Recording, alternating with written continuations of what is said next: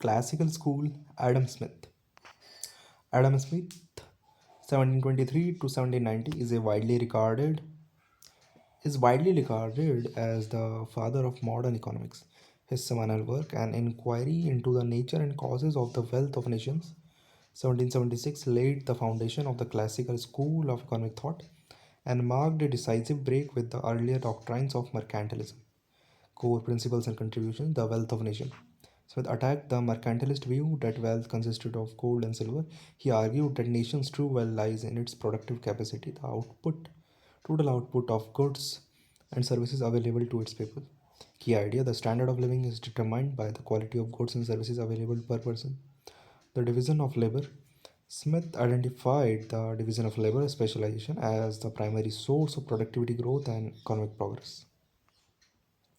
Famous example, he used a pin factory to show how breaking product into small specialized tasks could dramatically increase output per worker. Causes of improvement, increased dexterity in every worker, saving of time lost in switching tasks, invention of machinery that abridges labor, the invisible hand, and self interest. Smith argued that individuals, by pursuing their own self interest in a free market, unintentionally benefit society as a whole, as if led by an invisible hand.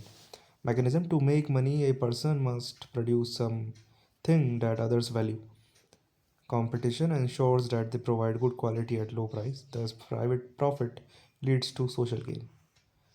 Laissez faire and limited government. Building on the concept of the invisible hand, Smith was a strong proponent of laissez faire economics. He believed that government intervention in the economy was generally harmful and should be limited. The three duties of government: national defense, protecting society from foreign invasion; administration of justice, establishing a legal system to protect property rights and enforce contracts; public works, providing certain public institutions and infrastructures like roads, bridges, education that are unprofitable for private entities but to build but essential for society. The labor theory of value. Smith suggested that the value of a good is derived from the amount of labor required to produce it. While he recognized complications like the role of capital and land, this idea heavily influenced later economists, especially David Ricardo and Karl Marx. The canons of taxation. Smith laid out four principles of a good tax system. Equality, subjects should contribute in proportion to their revenue. Certainty, the tax should be clear and certain, not arbitrary. Convenience, it should be levied at a time and manner convenient for the contributor. Economy, the cost of collection should be low relative to the revenue. The function of money. Smith viewed money primarily as a medium of exchange to facilitate trade, rejecting the mercantilist obsession with hoarding it. Criticism, the labor theory of value was later refined and seen as incomplete. His optimism about the benefits of self-interest can overlook potential for exploitation, market failures, and the need for social safety nets.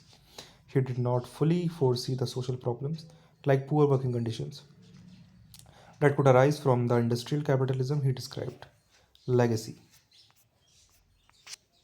Adam Smith established economies as a distinct social sense. His ideas on free markets, competition, and the limited role of government became the intellectual bedrock of classical liberalism and continue to profoundly influence economic policy to this day. That's it for this topic.